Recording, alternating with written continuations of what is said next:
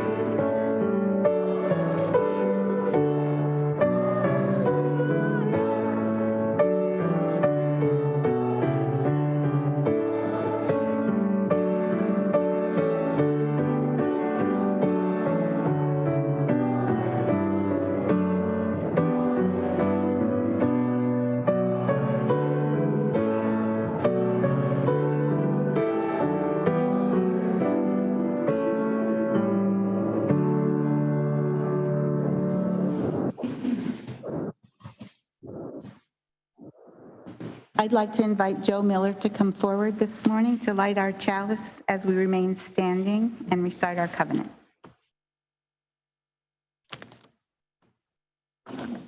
Enriched by our differences and joined together in our search for meaning, we covenant with ourselves and each other to seek truth in a spirit of love, to strive for justice, and to serve others with a joyful heart. Good morning to everyone. You can sit down. Hello. Good morning to everyone who is here this morning in person, and also to those of you who are joining us online. If you are attending the UUCDC Church for the first time, we extend you a special welcome. No matter who you are, no matter who you love, you are welcome here.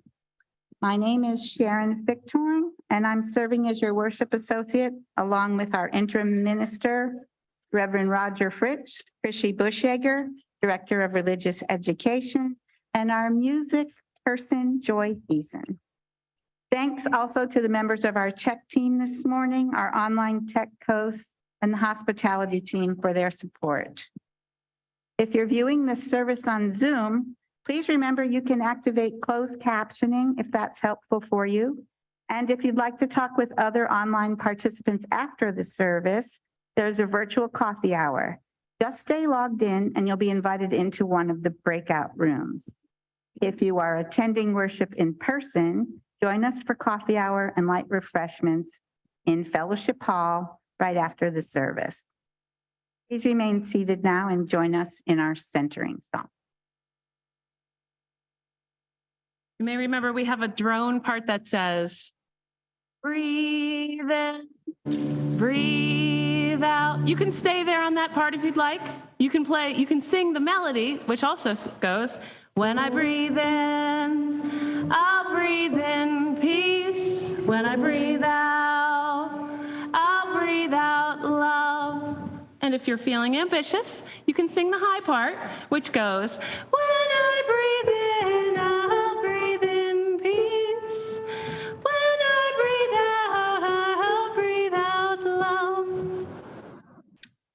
we go. Breathe in, breathe out, breathe in, breathe out. When I breathe in, I'll breathe in peace. When I breathe out, I'll breathe out love. When I breathe in, I'll breathe in peace. When I breathe out, I'll breathe out love. When I breathe in, I'll breathe in peace. When I breathe out, I'll breathe out love. When I breathe in, I'll breathe in peace. When I breathe out, I'll breathe out love. When I breathe in, I'll breathe in peace. When I breathe out, I'll breathe out love.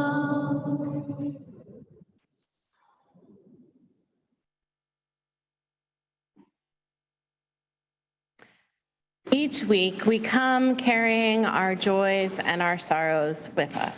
And we come into this space where we can share those with each other. We do this through a ritual of dropping stones into a bowl of water. Just as the water surrounds our stones of joy and sorrow, so our community surrounds us as we experience life together. All are welcome to drop stones at this time. You can come up this way and go out through the aisle. Thank you.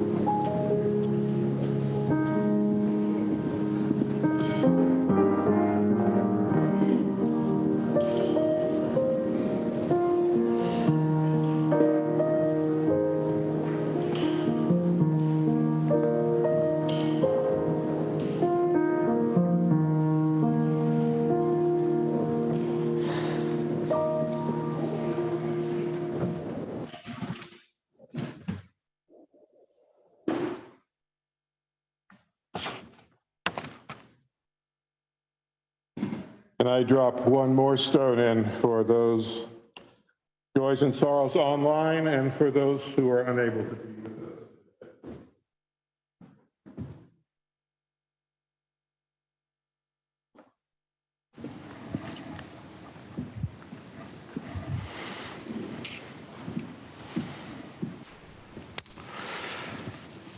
Kentucky poet Wendell Berry wrote, "When despair in the world grows in me, I wake in the night at the least sound, in fear of what my life and my children's lives may be. I go and I lie down where the wood drake rests in his beauty on the water, and the great heron feeds. I come into the peace of wild things who do not tax their lives with forethought of grief. I come into the presence of still water, and I feel above me the day-blind stars waiting with their light. For a time, I rest in the grace of the world and am free. Amen."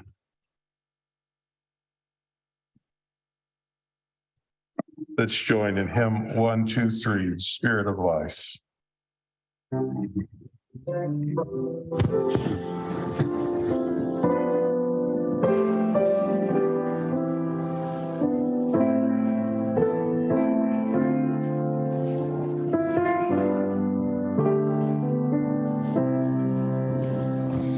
Spirit of life, come unto me.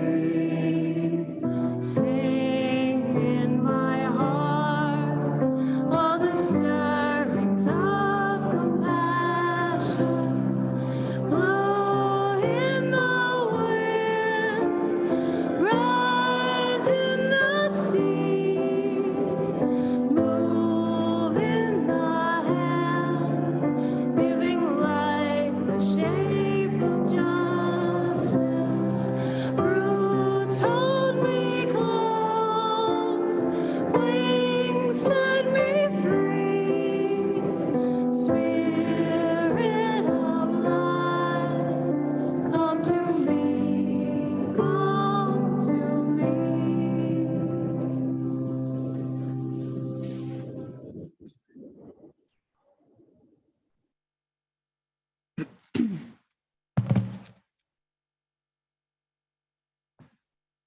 The second Sunday of every month is our Share the Plate Sunday, and on that Sunday, our entire plate collection is donated to a deserving organization. This month's recipient is HAIS Pennsylvania. HAIS PA supports low-income immigrants of all backgrounds as they build new lives in our community. They are the leading organization in Pennsylvania area helping to settle immigrants, most recently those from Afghanistan and Ukraine. Please text your donation to the numbers provided on the screen. And thank you for your support.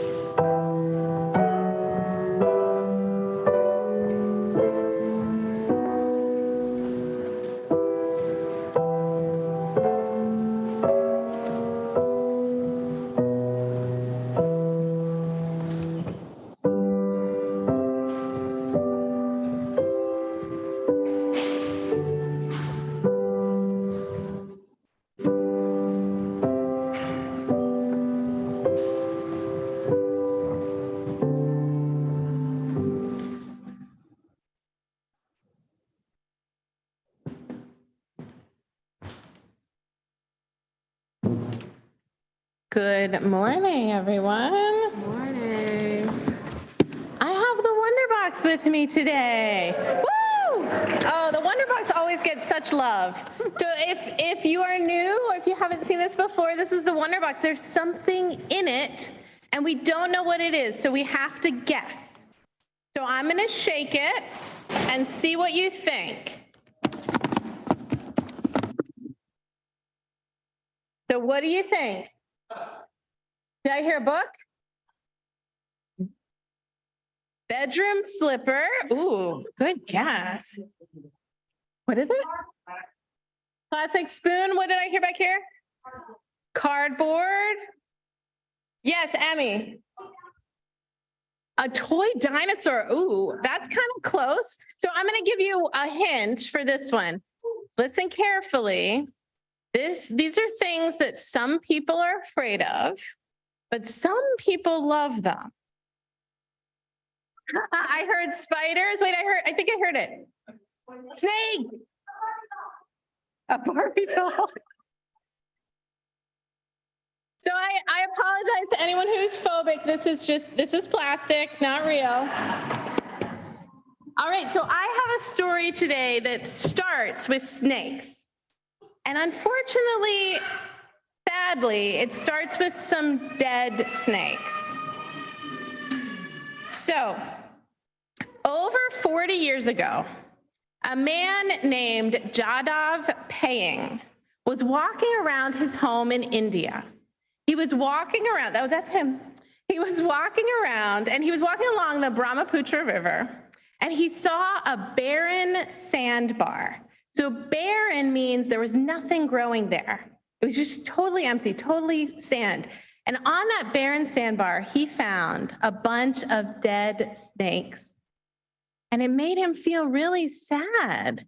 Those snakes had died because they were too hot, because there was nothing to protect them from the heat. There was nowhere for them to hide. There were no grasses or trees. So Jadhav had an idea. He was going to plant a tree on this barren sandbar. So he did. He planted a tree. And then he planted another tree and another tree and another tree. And he kept planting trees. Now, some of the people who lived near him thought this was kind of a silly idea. Why would he be planting all these trees? First of all, trees don't grow super well in sand unless you take really, really good care of them. And secondly, why was he spending all of his time planting trees? What was the point of that? But Jadhav cared about the earth. He cared about animals. He cared about his community, and he wanted a place where the animals could be taken care of. He wanted trees to give oxygen to the earth. So he kept planting trees. He did this for 30 years. Well, he's still doing it now, but it took 30 years for his trees to grow into a forest. It grew into a forest called the Malay Forest, which is named after a nickname of his. So the forest is named after him, and the forest is now about 1,400 acres big. So that's hard to picture. It took me, I don't even quite understand what an acre is. The internet told me an acre is either a little bit bigger or a little bit smaller than a football field. So we don't know. The internet doesn't always know things. But to give you an idea, you know Rose Tree Park over there? Rose Tree Park, if you've been there, they put up lights in the winter and sometimes people go and see the lights, or they have shows in the amphitheater in the summer. Rose Tree Park is 120 acres. So the Malay Forest is 1,400. So it's like 11 times the size of Rose Tree Park. That's pretty big. Or if you've ever been to Tyler Arboretum, which is over here, maybe you've been there. If you haven't, it's a lovely place to go and see. Tyler Arboretum is about 650 acres. So the Malay Forest is 2 times the size of Tyler Arboretum. So that's pretty big. It's bigger than Longwood Gardens. It's bigger than Winterthur. If you know, just naming all the gardens around here, it's bigger than those. That's a lot of trees, right? For one man to plant and tend all of those trees, that's a lot of trees. But it's not just trees in a forest. What else lives in a forest? Yes. Go ahead. What was it? Bushes. Bushes live in a forest. What else? Yes. Animals, yes. So what kind of animals can you imagine? And Zoom, I do have, Zoom, I forgot to tell you that I was looking at your things. Zoom, you can tell me this answer too. What kind of animals do we think would live in a forest in India? You can just shout them out. Snakes, okay, definitely. We already know there are snakes there. Good job.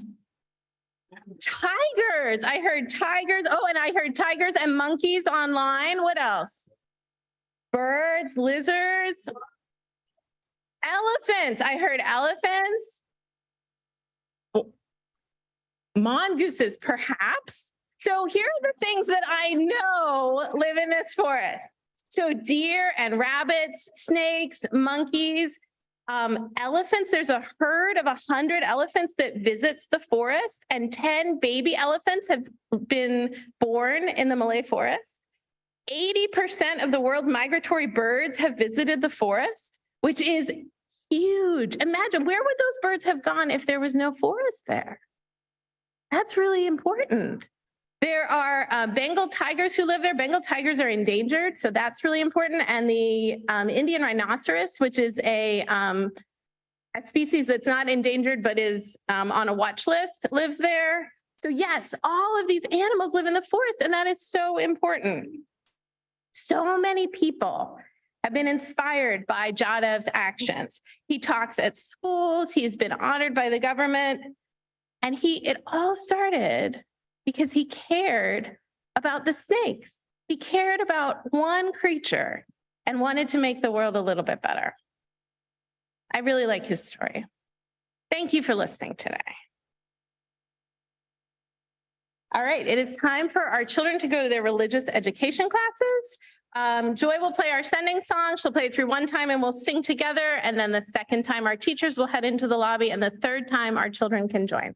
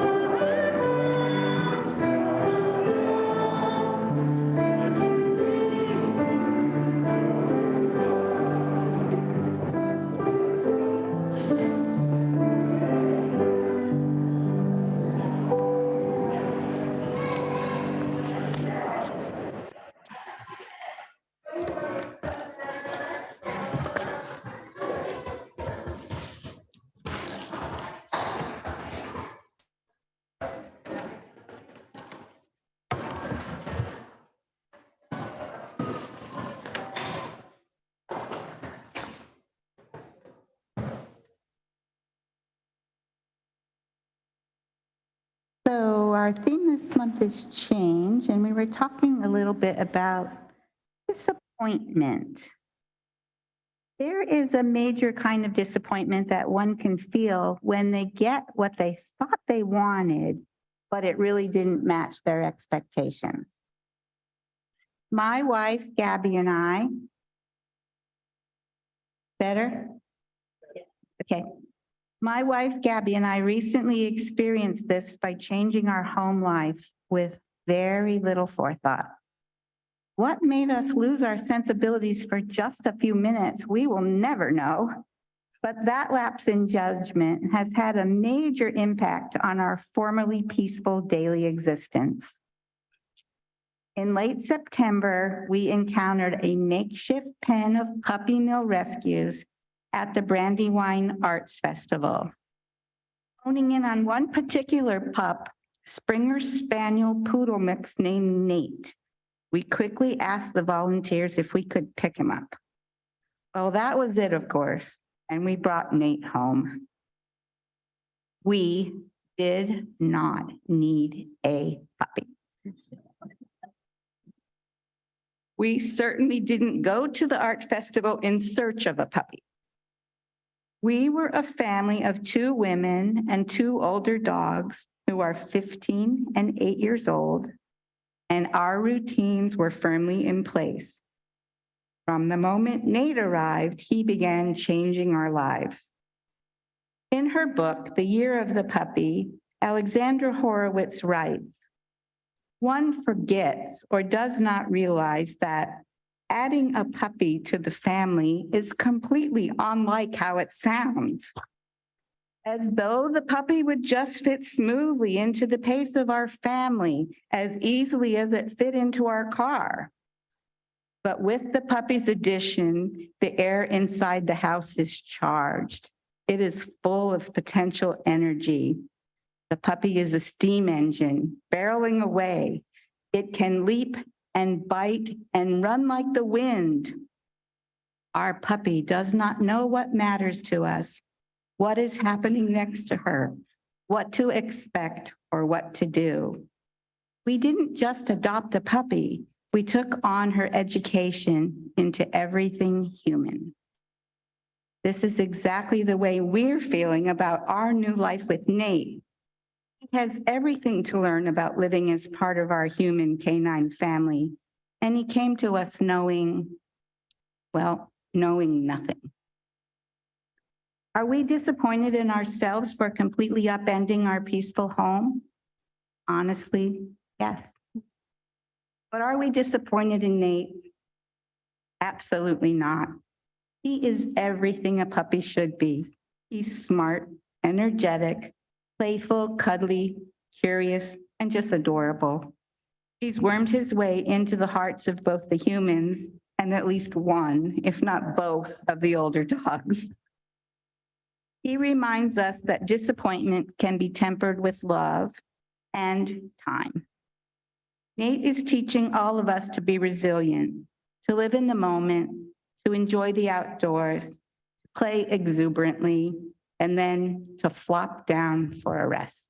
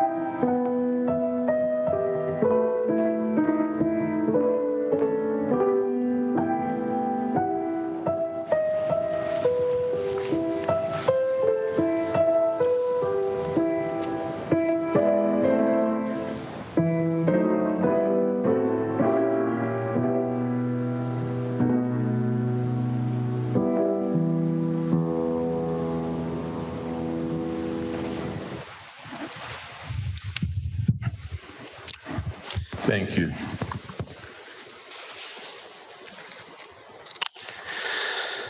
Two stories this morning. The story of Joseph in the book of Genesis is the story of a man who had to live a life with major disappointments. His father gave him a coat of beautiful colors, but his older brothers were envious.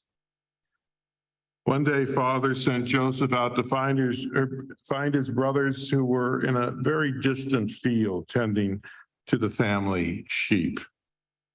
When the brothers saw Joseph coming towards them in his brightly colored coat, they were so angry and envious of him, they made a plan to kill him.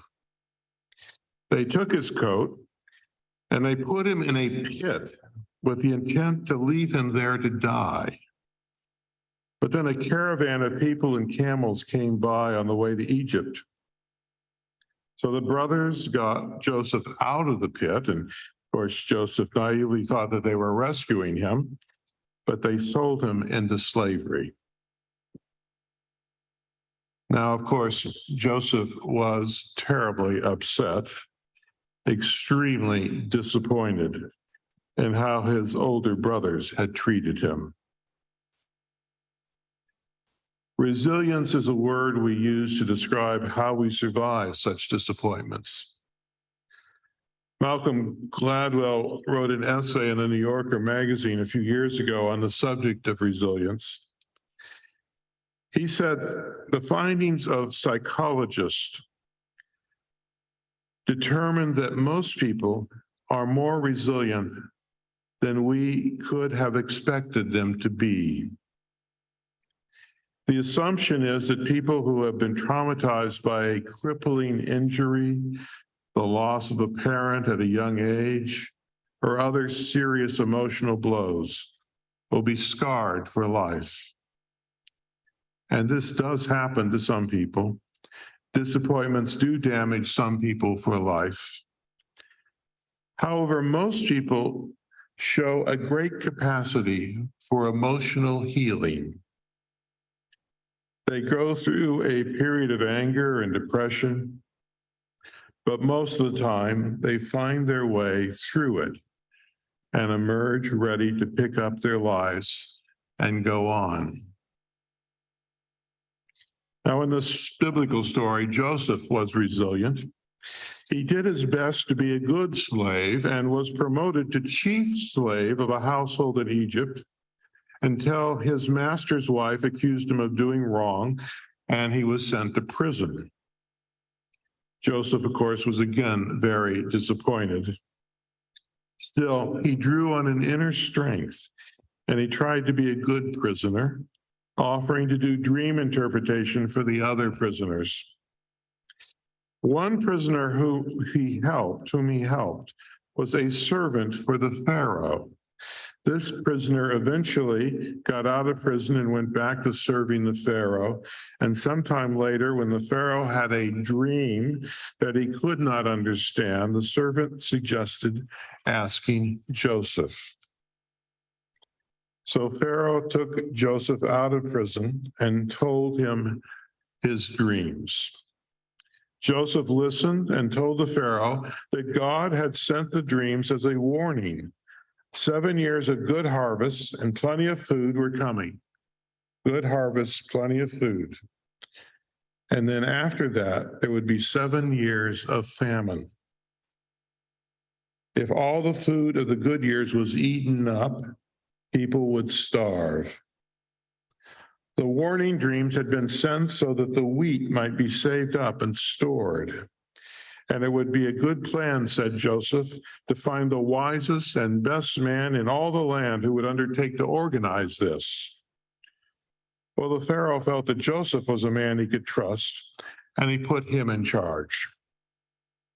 When the years of famine came, there were great stores of wheat to feed the Egyptians, and not only the people of Egypt, but strangers from other lands came to Joseph to buy food. One day, 10 tired men arrived at the city, saying they had come from the far distant land of Canaan to buy wheat for their families who were starving. Joseph knew them at once. They were his 10 brothers, those brothers who he had last seen when they had sold him into slavery. Now they asked for food, not knowing that the man they were asking was the younger brother that they had betrayed. Well, it took some time, but Joseph eventually gave his brothers the food they needed, told them who he was, and forgave his brothers for selling him into slavery. Now, I assume that none of us have been sold into slavery by our siblings, but all of us have suffered disappointments. Every disappointment, every rejection Every dream that does not come true leaves a wound in our soul. Major setbacks such as divorce, bereavement, infertility, crippling illness, losing a job, these leave permanent scars. Small disappointments such as being passed over for a promotion or having a close friend suddenly be too busy to find time for you, they leave smaller wounds, but wounds nevertheless. The question is not, can I get through this life without some failures and rejections? We can't. And the more we dream of accomplishing, the more ambitious we are for our lives, the more we yearn for, the more disappointments we will accumulate along the way. The question is, how will we respond to these disappointments? Will we respond with bitterness, envy, self-doubt, or with resilience? The second story is the story of the 18th century English Unitarian minister, Reverend Joseph Priestley. It's also the story of a man who had to live with some major disappointments. In the 18th century, Reverend Priestley conducted an experiment. He placed a candle under a glass jar, and he watched as the candle burned out after several minutes. Then he took a rat that he had captured, and he put it under the glass jar with the lit candle. Soon after the candle went out, the rat died. Next, he put a plant in the glass jar with the lit candle. Again, the candle went out. But unlike the rat, the plant did not die. Now, Reverend Priestley built a special water table in his laboratory. He set it up so that he could put a glass jar upside down on a wooden platform that he had submerged in the water. The wood had an open space underwater at the bottom of the glass jar, so he could take things in and out of the glass jar and place them on the flat wood without letting air from the outside into the jar. On the wood, he placed a plant and a lit candle. Next, he placed the upside-down glass jar on top of the small plant and the burning candle. Eventually, the candle went out, and then he waited several days, just with the plant now, and the candle was out. Not moving the jar, he took another rat, and he moved it under the water quickly and put it on the wood, not breaking the seal. He placed the rat in the glass jar with the plant where the candle had burned out 2 weeks before, and the rat did not die. Reverend Priestley had discovered what later became called as oxygen, something in the air that we all need to breathe, all need to live on. But he also had discovered that plants do not need oxygen to live. He discovered that using a gas created by burning a candle, later called carbon dioxide, the plants created oxygen, this thing that we need to live.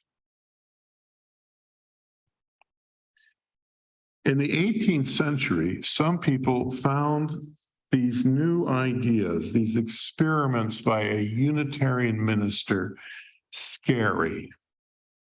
Just as today, some people find science scary. In Birmingham, England, people had heard about revolutions in America and in France. They feared that the Unitarian minister, Joseph Priestley, who was a friend of a guy named Benjamin Franklin, might ferment a similar revolution in England. So on July 14, 1791, the second anniversary of the storming of the Bastille in Paris, a mob formed in Birmingham. About 8 in the evening, Reverend Priestley was at home preparing to play a game of backgammon with his wife, Mary. The couple heard a loud knocking on their door.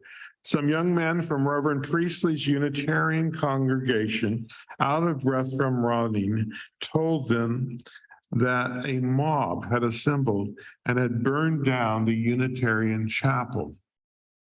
The mob was marching towards the Priestley's home, 2 miles out of the city. And the young men from his church, had rushed ahead to warn their minister. Joseph and Mary Priestley thought it was unlikely a mob would attack them. They had lived just outside Birmingham for 11 years without any serious difficulty. Still, the men from the church insisted that they were in danger, so the couple hid a few valuables and then, taking nothing with them but their clothing, they went to the home of a friend who lived about a mile away. By midnight, the mob had demolished the home. They burned Reverend Priestley's laboratory. They burned his library. They burned his manuscripts on which he had recorded not only his religious views, but also his scientific experiments. From a mile away, the Priestleys could watch the fire of their house. At about 4 a.m., he and Mary prepared to go to bed. However, word came that the mob was advancing towards his friend's house. They fled another 5 miles further to the home of their daughter and son-in-law, arriving just before breakfast. For about 12 hours, they seemed safe. However, by evening, the mob had gotten word of where Joseph Priestley was hiding. They marched towards the home of his daughter. His wife, Mary, remained with her daughter, who was about to give birth to a child. The family hoped that the mob wanted the Reverend Priestley, but would not harm his wife or his pregnant daughter. Reverend Priestley and a servant mounted horses and they rode to London, where they took refuge in the home of Reverend Lindsay, minister of the Unitarian Chapel in London. This attack by a mob in a community where he had served as a minister must have been an enormous disappointment to Reverend Priestley. Still, he was resilient. Instead of giving up, in 1794, with the help of friends such as Benjamin Franklin, he and his family moved to the United States. And 2 years later, in 1796, working with 20 of Philadelphia's intellectual leaders, Reverend Priestley formed the first Unitarian Society of Philadelphia. It was the first continuously functioning church in the United States to name itself Unitarian. Priestley spent the last years of his life in Northumberland, and today the Joseph Priestley House is a National Historic Landmark, about 130 miles northwest of us. I wanted to tell the biblical story of Joseph this morning because it is about successfully preparing for climate change in Egypt. The Pharaoh relied on Joseph's prophecy to set policies for the future. In the same way, I hope that world leaders who are right now gathered in Egypt will rely on scientists. The scientists are our modern day dream interpreters to set policies for the future that will improve our chances of survival. I wanted to tell the story of Reverend Priestley this morning because he discovered that if we light a candle in a closed space, the candle burns all the oxygen and mammals die, but that a green plant converts the CO2 to oxygen and we live. His discoveries set the stage for all climate science. In the stories, both men suffered terrible disappointments. One was betrayed by his brothers, one was attacked by a mob, yet they were resilient. They were able to move beyond the disappointments and keep going. Now, these days, we all have an opportunity to show our own resilience. The United Nations has held this big climate meeting every year since 1995. This year, the meeting is going on in Sharm el-Sheikh, Egypt. According to the newspapers, nations made history at last year's conference in Glasgow. They made history last year when they explicitly agreed in writing, in their statement, explicitly said there was a need to phase down coal and fossil fuels. They had never done this before, to say it in writing. Time to cut back on coal and fossil fuels. But now, because of the invasion of the Ukraine, some of those countries are backsliding on their commitment to cut down on the use of coal and fossil fuels. In the Hebrew Bible, the Egyptian Pharaoh took Joseph seriously when he warned of climate problems, but now our world leaders, some of them gathered in Egypt, appear unable to act decisively, not as decisively as the Pharaoh in the story. And this is disappointing. Well, in face of the continued threat of climate change and raising temperatures, we must find ways to be resilient, to plan our future based on what experts tell us. In my own life, I spent 9 years in Sarasota, Florida, and I came to love the city with its culture of opera, music, live theater, beautiful beaches, great bike trails. But because of the yearly threat of increasingly devastating hurricanes, I decided not to buy a home there. And I grew up in Phoenix. I love Arizona. My daughter and her new husband live in Phoenix now. But I'm thinking about ways to help them move somewhere else. The city now averages 111 days a year of heat 100 degrees or higher. A third of the year, 100 degrees or higher. And the experts say it will only get worse. Like Joseph Priestley, who moved with his family to America after his home was burned by a mob, I want my family to live in places that I hope are safe. Now, of course, these problems of mine are first world problems. While I live my life in America, in the last few months, flooding in Pakistan covered a third of the country for weeks, displacing tens of millions of people. I can only imagine how devastated these people must feel. But one of the ways I deal with disappointment, one of the ways I feed my own resilience, is to look for signs of hope.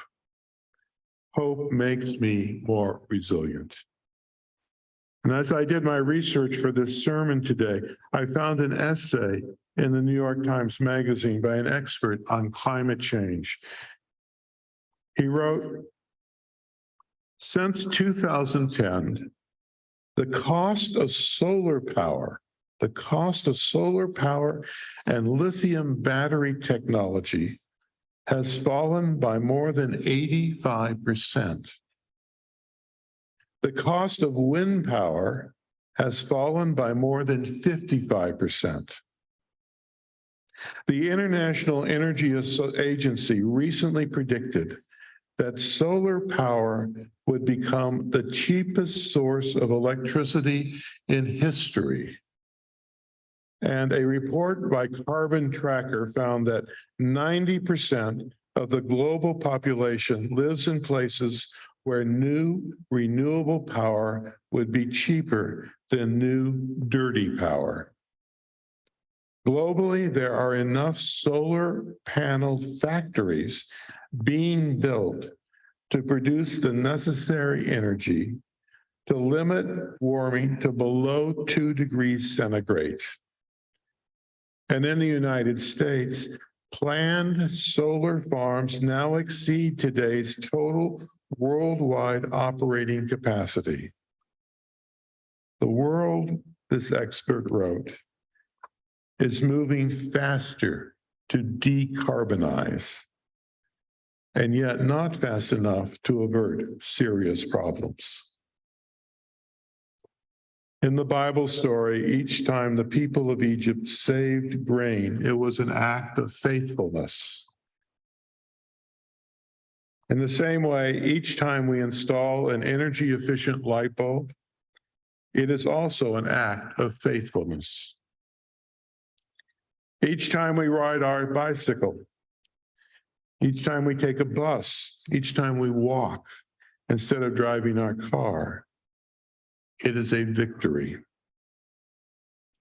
Each time we plant a tree, it is a sign of hope in the future. Each time we vote for candidates who take the science seriously, we engage in a religious act aimed at helping the survival of our children, our grandchildren, and our great-grandchildren. Resilience in the face of disappointment is a form of realistic faith, faith in the human capacity to heal, to do good, and to be inspired.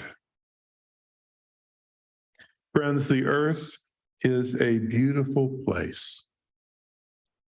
Just look around at the grounds of this church this morning. Wonderful color is all around us.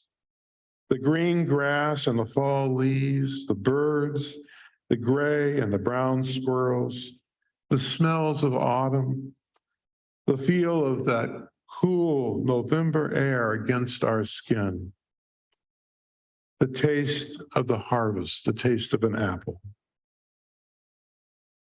Life on this earth is a wonderful miracle. Let us enjoy this miracle and let us care for it so that our children and our grandchildren can also feel the joy that we feel. Now I invite you to stand and join in singing the closing hymn, 139, Wonders Still the World Shall Witness, a very optimistic hymn.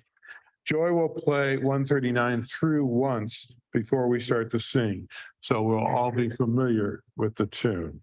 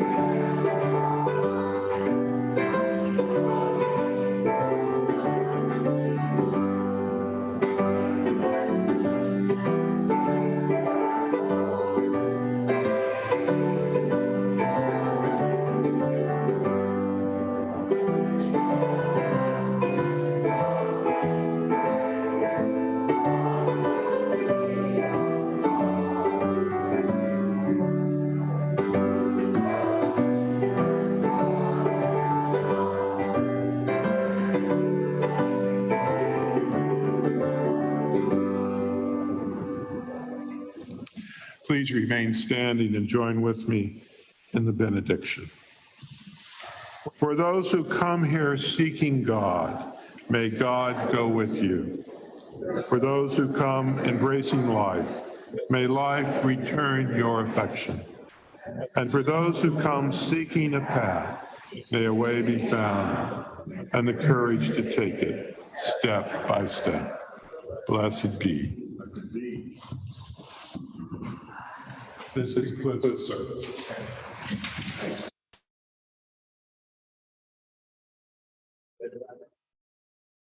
Thank you.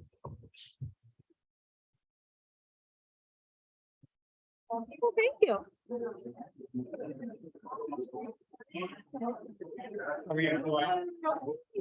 Good, good. It's good.